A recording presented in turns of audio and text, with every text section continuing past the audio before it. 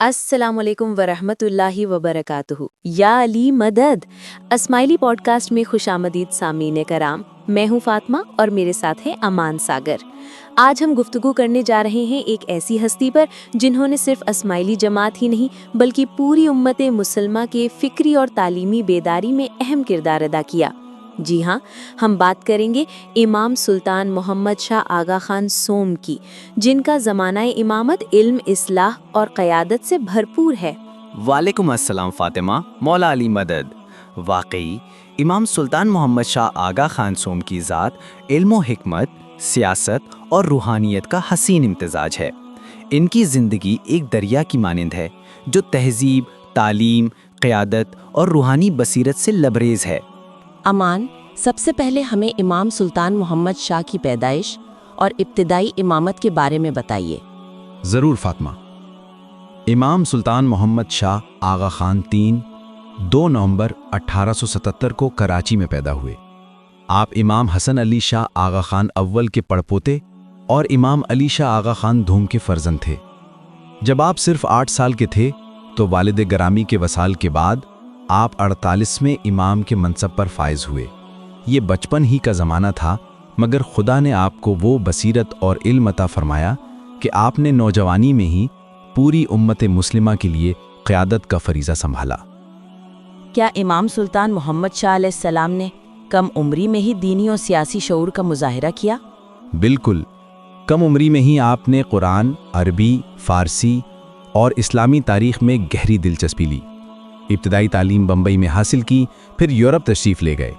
یہی تعلیم و تربیت آگے چل کر ایک عالمی نظریے کی بنیاد بنی، ایک ایسا نظریہ جو روحانیت اور جدیدیت کو باہم جوڑتا ہے۔ امان، ہم جانتے ہیں کہ امام سلطان محمد شاہ علیہ السلام نے تعلیم کو امت مسلمہ کی نجات کا زینہ سمجھا۔ کیا آپ بتائیں گے کہ انہوں نے اس سلسلے میں کیا عملی اقدامات کیے؟ جی ہاں فاطمہ، امام سلطان محمد شاہ علیہ السلام کا سب سے بڑا پیغام تعلیم برائے بیداری تھا۔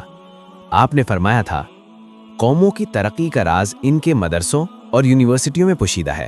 اسی نظریے کے تحت آپ نے برِ صغیر میں جدید تعلیم کے فروغ کے لیے بے مثال خدمات انجام دیں۔ آپ نے لڑکیوں اور لڑکوں کے لیے تعلیمی ادارے قائم کیے، خاص طور پر دیہی علاقوں میں سکولز کی بنیاد رکھی۔ آپ کی سرپرستی میں 1906 میں محمدن ایجوکیشنل کانفرنس کی تنظیم نو ہوئی، اور پھر اسی علمی تحریک نے آگے چل کر علی گڑھ تحریک کی نئی روح کو جنم دیا۔ علی گڑھ تحریک کا ذکر آیا ہے، یہ برِ صغیر کی تاریخ میں ایک سنگ میل کی حیثیت رکھتی ہے۔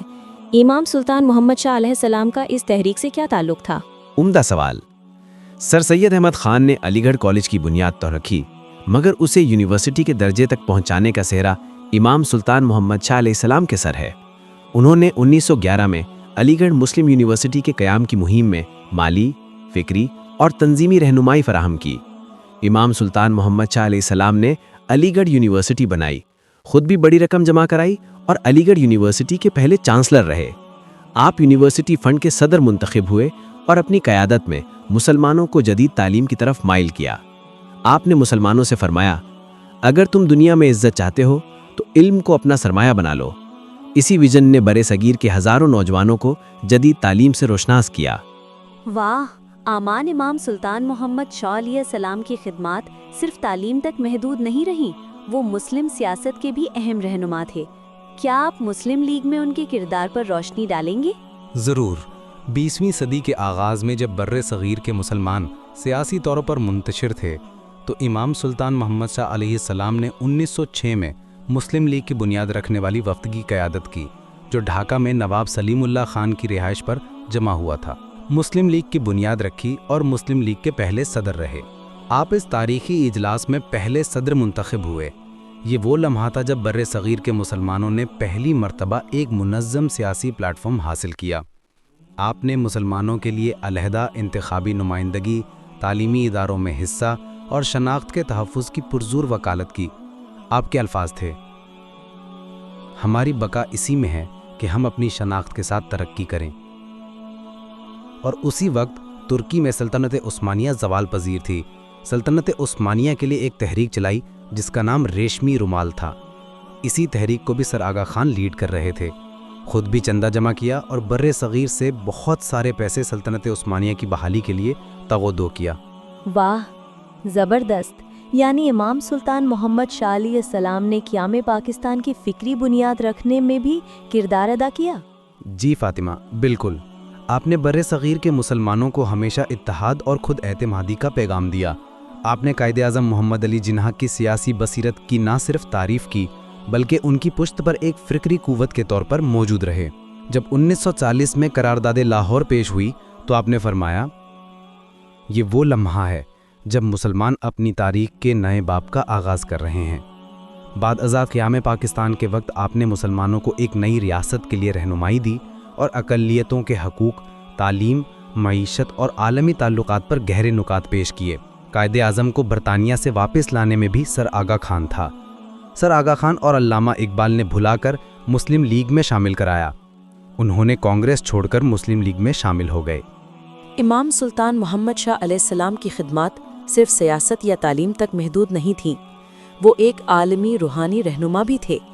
کیا آپ بتائیں گے کہ ان کی امامت کے روحانی اور سماجی پہلو کیا تھے؟ بہت اہم سوال. واہ فاطمہ. ڈاکٹر اسرار کہتے تھے سر آغا خان دادائے پاکستان تھے اور قائد اعظم بابائے پاکستان تھے. امام سلطان محمد شاہ علیہ السلام نے اسماعیلی امامت کو جدید دور کے تقاضوں سے ہم آہنگ کیا. انہوں نے فرمایا کہ ایمان کا جوہر عمل صالحہ ہے اور عمل صالحہ علم و اخلاق سے جنم لیتا ہے. انہوں نے جماعتی اداروں کو منظم کیا، صحت، تعلیم اور معاشی بہبود کے ادارے قائم کیے. آپ کے قائم کردہ ادارے آج بھی آغا خان فاؤنڈیشن، ہب بینک لمیٹڈ اور آغا خان ہیلتھ سروسز کی صورت میں انسانیت کی خدمت کر رہے ہیں. آپ نے اسلامی اخلاقیات کو جدید معاشرتی نظام کے ساتھ جوڑا اور بین الاقوامی سطح پر مسلمانوں کی عزت نفس کی بحالی کی کوشش کی. امام، ہر عظیم رہنما کی زندگی اختتام پذیر ہوتی ہے مگر ان کا فکر ہمیشہ زندہ رہتا ہے. امام سلطان محمد شاہ علیہ السلام کے وصال کے بعد ان کی فکری وراثت کو آپ کیسے دیکھتے ہیں؟ امام سلطان محمد شاہ علیہ السلام 11 جولائی 1957 کو ویلز، سوئٹزرلینڈ میں وصال فرما گئے. ان کے وصال کے بعد ان کے پوتے شاہ کریم الحسینی آغا خان چہارم امامت کے منصب پر فائز ہوئے. لیکن امام سلطان محمد شاہ رحمۃ اللہ کی فکر آج بھی زندہ ہے. ان کے خطبات، تقاریر اور اصلاحی منصوبے آج بھی مسلمانوں کو یہ پیغام دیتے ہیں کہ روحانیت اور دنیاوی ترقی ایک دوسرے کی ضد نہیں بلکہ ایک ہی سفر کے دو پہلو ہیں. اور گوادر کو خرید کر پاکستان کو گفٹ کیا، یہ بھی ایک اہم سنگ مل تھا. اور ساتھ یہ بھی کہا تھا کہ بنگلہ دیش کی جگہ کوئی اور جگہ لے لو، پاکستان سرحدی حدود میں بھی بہت مستحکم ہوگا. مگر پاکستانی قیادت سے بھول ہو گئی. سر آغا خان نے یہ مشورہ بھی دیا تھا عربی کو پاکستان کی قومی زبان بناؤ، مگر قیادت سمجھ نہیں پائی. تحریک دیوبند کے علماء کو بھی پیغام دیا پر انہوں نے پاکستان میں شامل ہونے سے انکار کیا. یہ وہ تاریخی باتیں ہیں جو پاکستانی کی تاریخ سے مٹائے گئے ہیں. ان کا مشہور قول ہے، اسلام انسان کو روحانی بلندی اور عملی کامیابی دونوں کے لیے تیار کرتا ہے.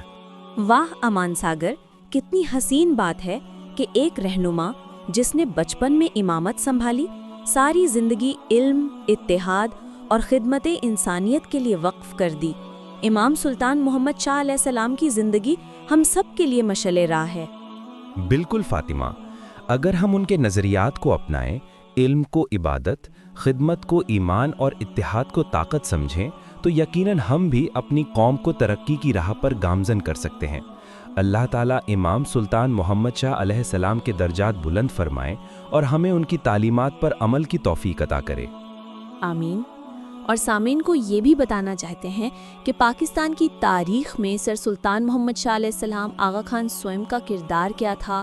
سر سید احمد خان، علامہ اقبال اور قائد اعظم کی مکمل تفصیل گفتگو آپ کو اسی چینل میں ملے گی اور اس پوڈ کاسٹ کی لنک بھی ڈسکرپشن میں مینشن کریں گے. انشاءاللہ آج کا پوڈ کاسٹ پسند آیا ہوگا. سامعین، اگر آج کا پوڈ کاسٹ پسند آیا ہے تو لائک، شیئر اور ایک اچھا سا کامنٹ ضرور کریں. کل 2 نومبر تھا مگر پاکستانی عوام دادائے پاکستان کا جنم دن بھول چکی ہے اور سر آغا خان سوئم کی خدمات کو فراموش کیا ہوا ہے. مگر اسماعیلی اپنے امام کو کبھی نہیں بھولتے اور اپنے قومی ہیروز کو ہمیشہ یاد رکھتے ہیں. ہمارے چینل اسماعیلی تاریخ کی طرف سے اور پوری ٹیم کی طرف سے امام سلطان محمد شاہ علیہ السلام کا سالگرہ بہت بہت مبارک ہو. تمام اسماعیلیوں کو کل تک کے لیے اجازت چاہتے ہیں. اللہ حافظ۔ اللہ نگہبان کریں گے۔ اگر آپ اس